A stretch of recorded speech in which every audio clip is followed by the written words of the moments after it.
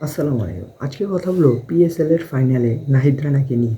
আগামী রবিবার পিএসএল এর ফাইনাল অনুষ্ঠিত হবে এবং শুক্রবার হায়দ্রাবাদ কিংসম্যান এবং ইসলামাবাদের বিপক্ষে যে জিতবে সে রবিবার পেশোয়ার জালমির সাথে ফাইনাল খেলবে।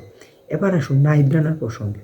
যদি আপনি নাহিদ রানার প্রথম ফ্রেজে পিএসএল এর পারফরম্যান্স আলোচনা করেন তাহলে দেখবেন 4 ম্যাচে 7টি উইকেট নিয়েছে এবং সবচেয়ে মজার বিষয় হচ্ছে তার বোলিংয়ের ইকোনমি।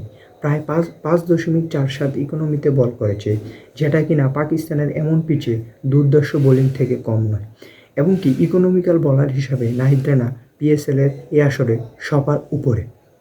এবং কি নাহিদ রানা মিডল ওভারে টানা 145 থেকে 150 গতির আশেপাশে বল করেন এবং কি বিপক্ষ টিমকে ডট খেলার জন্য তিনি সামনে থেকে নেতৃত্ব দেন, যার ফলে নাহিদ রানার বোলিং পারফরমেন্স ছিল সবচেয়ে উজ্জ্বল। এবং কি নাহিদ রানা ফাইনালে কেমন করে সেটাই দেখার বিষয়। আর এই কারণে পিএসএল অর্থাৎ পেশোয়ার জালমির কর্তৃপক্ষ নাহিদ রানাকে ফাইনালের জন্য